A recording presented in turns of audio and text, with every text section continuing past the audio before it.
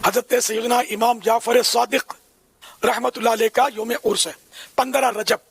تو اس میں عاشقان صحابہ و اہل بیت خصوصیت کے ساتھ کھیر پوری کی نیاز کرتے ہیں، جس کو کنڈے کی نیاز بھی بولتے ہیں. میری یہ خواہش ہے کہ 15 رجب المرجب 15ویں رات گھر گھر گلی گلی مسجد مسجد کھیر پوری کی نیاز ہو، کیونکہ شیطان ان کاموں سے روکتا ہے. کہاں دلیل، کیا دلیل؟ تو شیطان کو کرنا ہے ذلیل، اور گلی گلی مسجد مسجد ہم نے کرنی ہے کھیر پوری کی نیاز عز و جل. کئی کہانیاں چل رہی ہیں نا، یہ کنڈے بھی ایک کہانی ہے.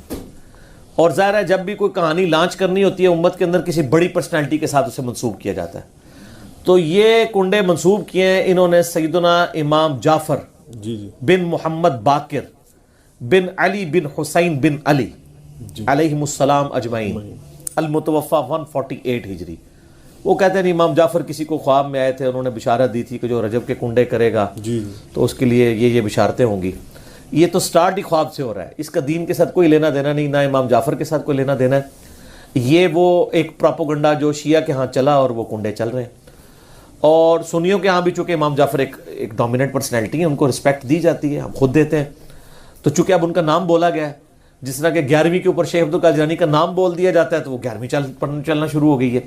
اس طرح سنیوں کے ہاں بھی چلنا شروع ہو گئی. باقی دوسری طرف اہل سنت میں جو اینٹی شیعہ ایلیمنٹس تھے انہوں نے کوشش کی کہ جی اس سرمنی کو ڈیلیوٹ کرنے کے لیے انہوں نے ایک نئی کہانی ڈیوائز کی. انہوں نے کہا کہ اصل میں 22 رجب کو حضرت معاویہ ابن ابی سفیان رضی اللہ تعالیٰ عنہ کی وفات ہوئی تھی. اس وفات کی خوشی میں شیعہ جو ہے نا وہ کنڈے بناتے ہیں. یہ ایک نئی کہانی انہوں نے دریافت کی. تو یہ کہانی جب آپ نے دریافت کی ہے تو یہ کہانی دریافت جن لوگوں کے بارے میں کی ہے سر ان کی بھی رائے لے لیں کہ ان کا موقف یہ ہے بھی ہے کہ نہیں. تو وہ آپ کو کہیں گے کہ ہمارے لیے حضرت معاویہ کی موت یا زندگی اتنی اہمیت کی حامل نہیں ہے کہ ہم اس کو سیلیبریٹ کریں. وہ تو کہتے ہیں ہم ان کو کوئی اہمیت دیتے ہی نہیں ہے، ہم ان کو اتنا امپورٹنٹ پرسنالٹی کے طور پہ نہیں مانتے. وہ کیا مانتے ہیں وہ ایک علیحدہ معاملہ ہے، لیکن کہتے ہیں اتنا بھی ہم نے سیریس نہیں لیا ہوا ان کو. یہ اسی طریقے سے ہے جیسا کہ بریلویوں کو یہ کیا کہانی کی کروائی جاتی ہے اور دیوبندیوں کو کہ اہل حدیث اماموں کو نہیں مانتے. ہم بھی بچپن میں، میرا خود بھی سارے فرقوں میں، مطلب میرا تو بلٹ اپ سارا بریلویت میں ہوا ہے. تو اب یہ بہت بڑی کہانی اور چل رہی ہے. آپ کسی اہل حدیث سے بھی جا کے پوچھے کہ یار آپ اماموں کو نہیں مانتے، وہ کہیں گے نعوذ باللہ ہم تو مطلب اماموں کی خدمات کو لے کے چل رہے ہیں. چلے اگر امام حنیفہ رحمہ اللہ سے کوئی اختلاف بھی ہوا کسی مسئلے میں وہ تو الگ بات. باقی جو 3 بڑے فقہ کے امام ہیں، 3 وہ جو کہانی کرا کے بتائے گئے ہیں، یہ تو ہزاروں فقہ کے امام ہیں جن کے نام کتابوں میں ہیں لیکن وہ پبلکلی نہیں چلے. یہ وہ 4 امام تھے جن کو فرقوں نے آپ سمجھ لیں پروموشن کرنا شروع کر دی. تو ایک معاملات چل گئے، پارٹیاں مل گئی ان کو. جیسے نبی الاسلام کی ایک بیٹی سیدہ فاطمہ کو پارٹی مل گئی، باقی بیٹیوں کو پارٹی نہیں ملی تو وہ بیچاری مشہور نہیں ہوئی. حالانکہ شیعہ کی معتبر کتابوں کے اندر یعنی نبی الاسلام کی 4 بیٹیاں، ایران کے شیعہ تو 4، وہ کہتے ہیں یہ تو انڈاؤٹڈ مسئلہ ہے. یہاں پہ کہانیاں انہوں نے کروائی ہوئی ہیں. ایون سب سے بڑا جو رافضی ہے یاسر الحبیب، وہ بھی نبی الاسلام کی 4 بیٹیاں مانتا ہے. وہ بھی اس کے بھی انکار کرنے کی ضرورت نہیں ہوئی. ناج البلاغہ کے اندر مولا علی علیہ السلام نے حضرت عثمان کو داماد رسول فرمایا. ٹھیک ہے، تو کہانیاں لیکن وہ چل رہی ہوتی ہیں اس طریقے سے. تو وہ ایک کہانی انہوں نے چلا دی اور وہ کہانی ان کی بکنی شروع ہو گئی کہ اماموں کو نہیں مانتے. وہ آپ اہل حدیثوں سے پوچھے آپ اماموں کو مانتے ہیں، وہ کہتے ہیں سر اماموں کا نہ مانے تو ہماری ساری کتابیں ختم ہو جائیں گی. کیونکہ امام بخاری کے استاد ہیں احمد بن حنبل، احمد بن حنبل کے استاد ہیں امام شافعی، امام شافعی کے استاد ہیں امام مالک، اور ان اماموں سے حدیثیں ہیں بخاری مسلم میں. اگر ہم ان اماموں کو ہی نہ مانیں تو ان حدیثوں کو پھر ہم کہاں سے مانیں گے جن کی چین سے وہ آ رہی ہیں.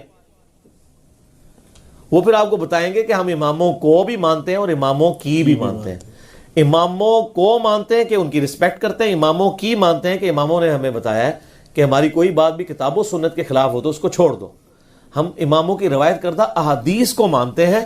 باقی ان کے جو فتاوی جات ہیں جو دوسری صحیح الاسناد احادیث یا صحابہ کی اقوال کی روشنی میں غلط ثابت ہوتے ہیں، ہماری روشنی میں نہیں ان کی روشنی میں ہم ان چیزوں کو چھوڑ دیتے ہیں. تو اسی طریقے سے شیعہ کے بارے میں کہانی کرا دی. وہ حضرت معاویہ کی ڈیتھ کا دن منا رہے ہیں اور یہ سنی بھی ان کے دیکھا دیکھے شروع ہو گیا، ان کا اور چل رہا ہے. یہ اصالہ ثواب کے معاملے میں میرا بالکل کیٹاگوریکل ایک اوپینین ہے. لاکھوں لوگوں نے یوٹیوب پہ میری ویڈیو دیکھی ہے. مسئلہ نمبر 74, آپ اصال ثواب لکھیں یوٹیوب پہ, ٹاپ آف لسٹ میری وہ ویڈیو کھل جائے گی, اس میں نے ساری چیزیں بتائی ہیں. 11ویں ہو, میلاد ہو, محرم کی نیاز ہو, یا آپ کی یہ رجب کے کنڈے ہوں, ان ساروں کے بارے میں کہ یہ سب کی سب ایکٹیویٹیز دین میں خود سے داخل کی گئی ہیں. ہم ان کو کفر و شرک والا معاملہ نہیں کہتے, لیکن بدعات تو ہیں.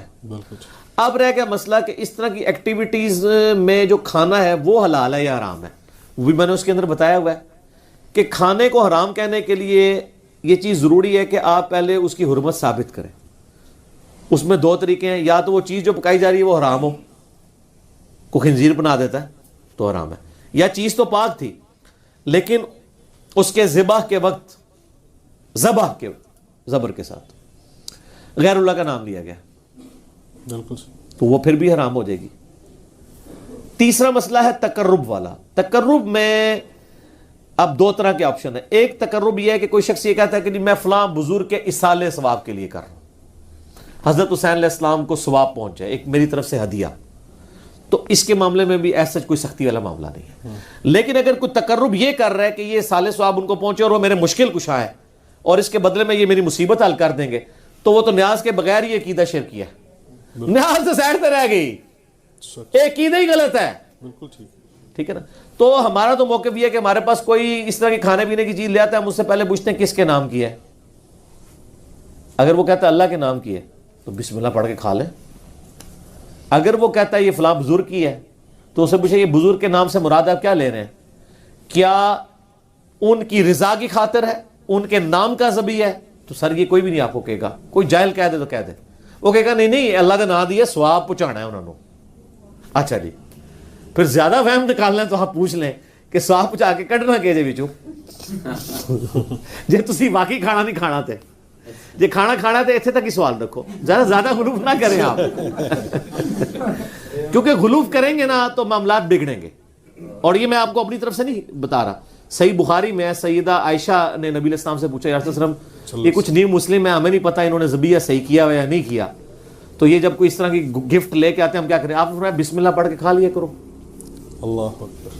اللہ آپ نے کہا کہ بلاؤ, آپ یہ بھی کہہ سکتے تھے حلف دلواؤ, یہ وہ وہم نکالا کہ مسلمان کا ذبیحہ ہے نا تو حسن ظن رکھو, زیادہ نٹی گریٹی میں نہ پڑھو. سبحان اللہ. ٹھیک ہے نا.